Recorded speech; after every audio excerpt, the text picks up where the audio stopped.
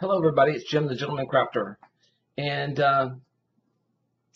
tonight, which is the eve of the Graphic 45 design team call, might you remember, is tonight I thought I would show you the structure strips. Since there have been so many questions about the structure strips, I thought I would also do that second box that I was telling you about, made out of the structure strips. It's an easy box, really cool to assemble, and fast and easy.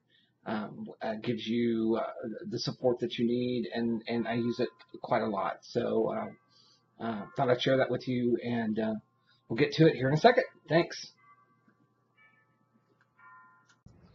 Okay, I'm back. I'm trying to beat the clock here because last night's Splice and Dice episode was a little bit more than I could handle.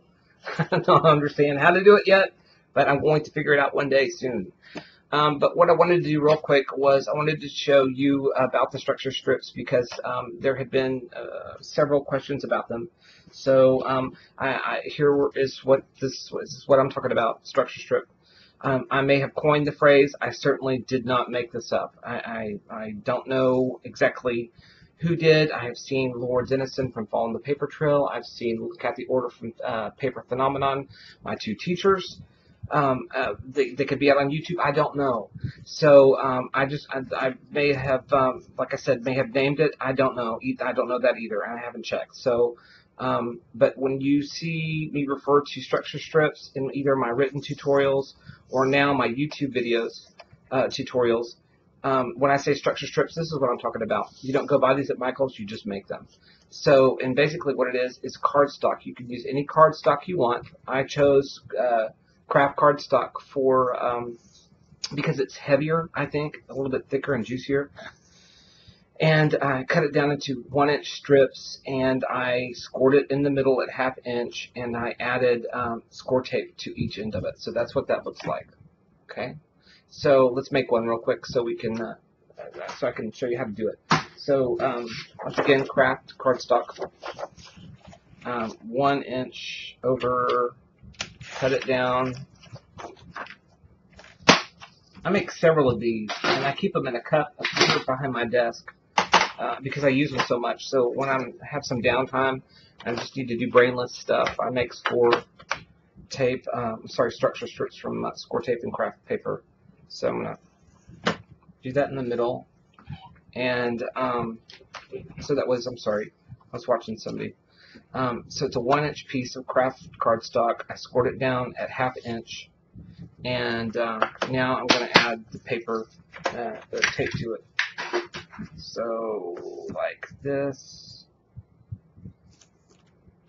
I don't know if y'all can see that close enough. I wish I could figure out. Y'all should see this tripod. It's standing on my desk now. One day I'm going to figure it out. I'm going to figure it out. I promise. So just bear with me while I'm working all the details out here. Right there. Okay, and then, so that's what that looks like. So I put score tape on each side of that fold. Is that focusing? I don't know if it is. I think it is, kind of. So each side of the fold, and I'm going to fold it in half. Just get it ready to go. Okay. So that's that. That's a structure strip. Okay. Next thing we're going to do is we're going to work on that box I was telling you all about. This is mainly, I use both of the boxes, the one from yesterday's video and the one from tonight, to do a lot of things I do. And really, whatever your brain can think, you can do with these things. You know, that's what's so cool about it. So, simple box here. Tonight I used 3.5 by 3.5. I used one piece at 3.5 by 5 and two pieces at 3.5 by 5 1/8. And the reason for the extra 1/8 of an inch is that when you put these together, this box, the sides lay down on the outside of the box, outside of the bottom base piece. Okay, so that must be the same one. Yeah, there we go. This is the base piece. I'm going to mark it B right now. So these would be like this, and I don't know if y'all can see this or not. But there's a bit of an 1/8 of an inch gap. Let's see, where am I? Yep, I don't know how to work the videotape. Between those two, because this piece lays in between them, the side piece lays in between them to form a perfect box, okay? And that may be a little confusing. Give me an email. I'll try to explain it a little bit better, okay?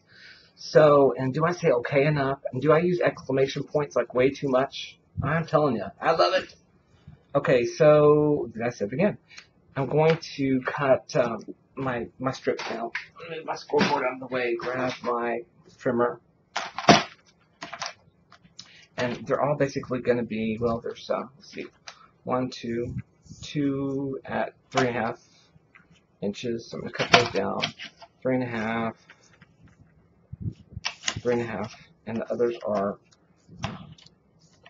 5. And you know what? That is just about close enough, so that's good. So I'm going to make a couple more at 5. Excuse me. And let's see. Let's just start with that. So on the outside edge of the base bottom, I'm going to pull my tape with my pick, like that. Okay.